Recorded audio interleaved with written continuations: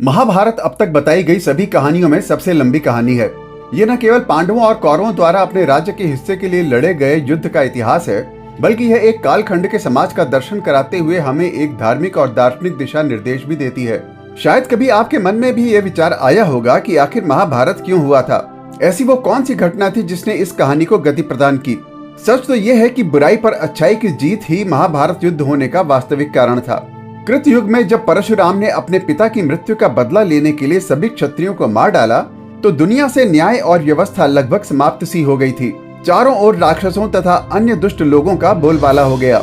इस स्थिति को समाप्त करने और धर्म की पुनर्स्थापना के लिए भगवान विष्णु के नेतृत्व में देवताओं ने पृथ्वी पर जन्म लेने का निर्णय लिया। महाभारत का बीजारोपण तब हुआ जब जमदग्नि के पुत्र परशुराम ने प्रतिज्ञा ली कि वह पृथ्वी से क्षत्रियों की पूरी जाति को नष्ट कर देंगे।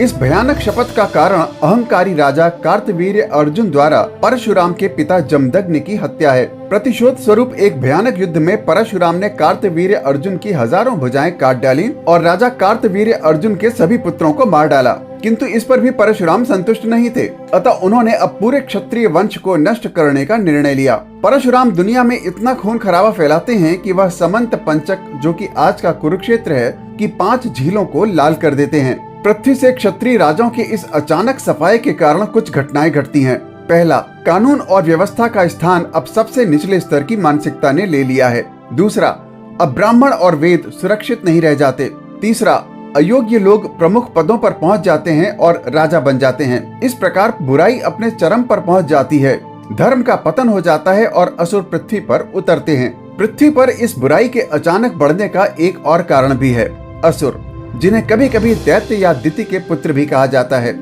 असुर पृथ्वी पर शक्ति शून्यता को देखते हुए कई क्षत्रिय परिवारों में शिशुओं के रूप में जन्म लेने का निर्णय लेते हैं। लगभग उसी समय असुर स्वर्ग पर प्रभुत्व के प्रयत्न में देवताओं से एक और लड़ाई में हार जाते हैं। इसके बाद ही दिति के पुत्रों अर्थात असुरों ने पृथ्वी पर नियंत्रण कर वहां बुराई उत्पन्न करने का षड्यंत्र रचा। दुर्योधन, दुशासन, शकुनी, जरासंध और महाभारत कथा के सभी खलनायक जो बाद में पांडवों द्वारा मारे जाते हैं, ऐसे ही असुरों के उदाहरण हैं जो विश्व की सत्ता और संरचनाओं पर नियंत्रण कर लेते हैं। इन अपमानों के भार से पीड़ित होकर पृथ्वी समाधान के लिए ब्रह्मा के पास आती है। तब ब्रह्मा पृथ्वी के अपने पास आने के उद्देश्य को समझकर उसे बताते हैं कि मृत्यु लोक में बड़ी संख्या में देवताओं के जन्म लेने का समय आ गया है। वे कहते हैं, हे सभी मनुष्यों की माँ, चिंता मत करो, क्योंकि पाप की यह स्थिति अधिक समय तक जारी नहीं रहेगी। पृथ्वी के वापस चले जाने के बाद ब्रह्मा जी देवताओं की एक सभा बुलाकर उसमें प्रस्ताव रखते हैं कि उनमें से कई लोग पृथ्वी पर जाएंगे और यह सुनिश्चित करेंगे कि न्याय और व्यवस्था एक बार फिर से स्थापित हो जाए। इस पर इंद्र सहमत हो जाते हैं और विष्णु से इस कार्य में उनका मार्गदर्शन करने के लिए कहते हैं।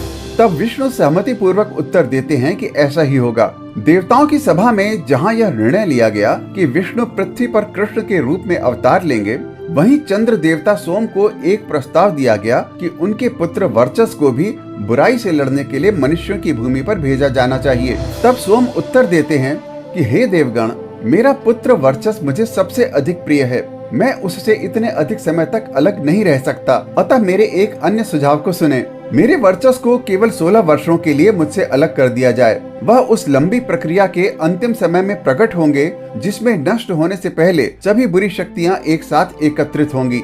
इस महान युद्ध में नर और नारायण अर्थात अर्जुन और कृष्ण दोनों अच्छाई के पक्ष में लड़ेंगे, लेकिन एक लड़ाई ऐसी होगी जिसमें ना तो नर और ना ही नारायण कोई भाग लेंगे। तब मेरा पुत्र इस शून्य में आगे आएगा और अपने सभी शत्रुओं को पीछे हटने पर विवश कर देगा। अन्य सभी देवगण अपनी सर्वश्रेष्ठ क्षमता से लड़ते रहेंगे, किंतु वर्चस चक्रव्यूह नामक एक जटिल संरचना को तोड़ देगा और इस लड़ाई में वह एक ही दिन में शत्रु सेना के 1/4 हिस्से को समाप्त कर देगा। वह अपनी वीरता का मूल्य अपने प्राणों से चुकाएगा और जब तक इस घातक घटना का सूर्य अस्त होगा, तब तक वह मनुष्यों की भूमि छोड़कर मेरे पास वापस लौट आएगा।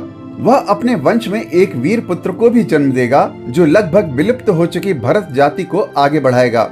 इस प्रकार पृथ्वी पर एक महान शुद्धिकरण के बाद वो यह सुनिश्चित करेगा कि उसके बाद आने वाले राजाओं की धमनियों में दिव्य पुरुषों का रक्त प्रवाहित होता रहे। तब सोम के सुझाव से सहमत होकर अन्य देवता ऐसा करने को राजी हो जाते हैं। ताकि वर्चस्व अर्जुन और सुभद्रा के पुत्र अभिमन्यु के रूप में जन्म ले सके। सोम की भविष्यवाणी के अनुसार बाद में महाभारत में निम्नलिखित घटनाएं घटती हैं। महाभारत युद्ध के 13वें दिन के लिए द्रोण चक्रव्यूह नामक एक अभेद्य व्यूह रचना करते हैं, जिसे केवल अभिमन्यु ही भेदना जानता है।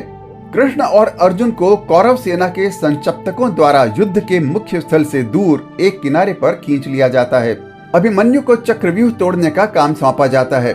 भीम और सात्यकी उसके पीछे पीछे चलने का वचन देते हैं, लेकिन सैंधव राजा जयद्रथ अभिमन्यु की सेना को रोक लेता है। साथ ही वो ये सुनिश्चित करता है कि अभिमन्यु कौरवों की सेना में घिरकर अकेला पड़ जाए।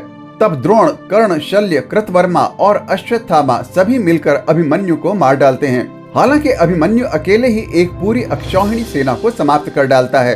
कालांतर में जैसे जैसे परिस्थितियां सामने आती जाती हैं, उसमें उत्तरा और अभिमन्यु का पुत्र परीक्षित महाभारत युद्ध का एकमात्र जीवित व्यक्ति बन जाता है।